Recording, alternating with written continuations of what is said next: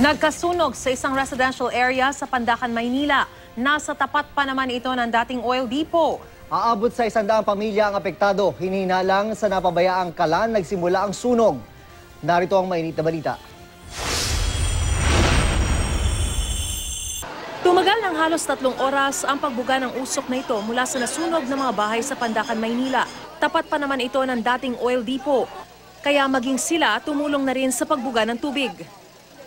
Mabilis na natupok ang tinatayang 50 bahay na pawang gawa sa light materials. Ang bilis talaga, split seconds nga lang eh. Tupok agad yung buong bahay. Tapos kumalat na ng kumalat. Nawalan tuloy ng tirahan ng aabot sa 100 pamilya. Ayon sa ilang residente, nagsimula ang sunog sa kalan ng isang bahay.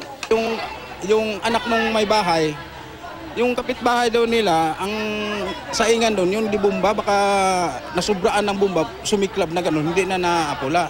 Sa lakas ng apoy, inakyat sa ika-4 na alarma ang sunog. Wala naman nasaktan o nasawi sa insidente. Patuloy ang investigasyon ng mga otoridad sa sanhi ng sunog at halaga ng natupok.